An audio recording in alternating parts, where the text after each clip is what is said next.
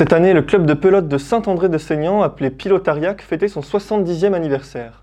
Pour l'occasion, était organisée une journée festive haute en couleurs.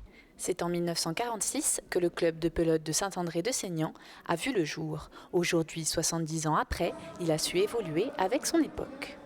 C'est un club quand même qui a un trinquet, un mur à gauche et un fronton. Donc pour la pelote, il y a tous les terrains de jeu possibles. Donc forcément, c'est un atout pour nous.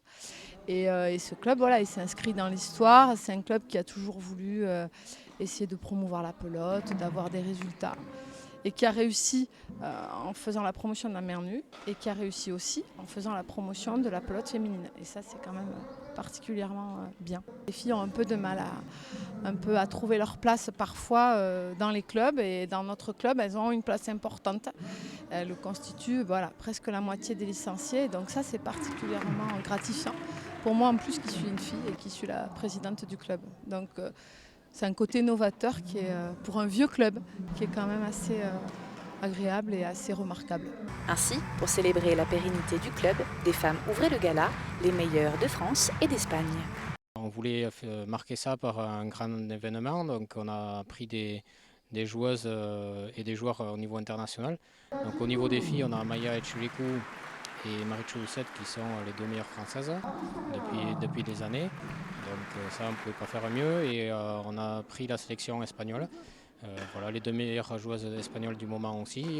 C'est la revanche de la finale du championnat du monde de Pau en 2010. Les Espagnols avaient gagné, donc je pense que l'équipe de France ici va vouloir prendre leur revanche. Et au niveau des hommes, en fait, on a profité du non-renouvellement de Chala en contrat pro en Espagne pour l'avoir ici. Donc c'est une première dans les Landes où Chala va venir. C'est un Français qui a percé en Espagne. C'est vraiment une star là-bas, et puis un très très grand joueur. Et on a eu la chance de l'associer avec Titine. Titine, c'est la légende, celui qui joue à la pelote à mer nue. Il rêve de jouer comme Titine. Donc voilà, on a eu les deux. On a le dernier champion du monde au Mexique. Donc c'est vraiment un plateau exceptionnel. Et après, moi, je vais jouer avec Titine parce que je représente le club. Et comme je viens de passer Elite Pro, je pense que ce sera une partie très acharnée.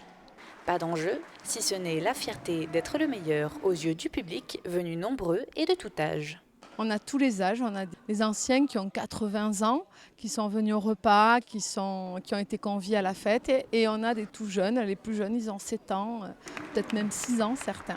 Et l'idée, c'était vraiment de réunir les générations dans une fête globale où tout le monde se rencontre, où on se retrouve, où on discute et on partage. Voilà, dans un club et dans un village qui est en train de changer. On trouvait que le club constituait un trait d'union en fait, un peu entre le passé et l'avenir du village. Et on aimait cette idée-là.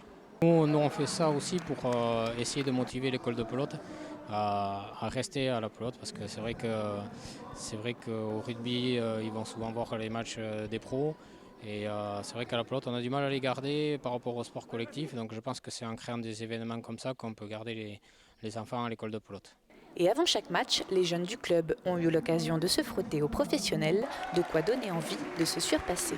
Ça donne quelque chose de plus, ça nous donne envie d'aller plus loin pour pouvoir avoir leur niveau, c'est quand même énorme. Donc, si là on a la chance de faire une partie de démo avec elle, et après au fur et à mesure des entraînements, avoir leur niveau, c'est énorme.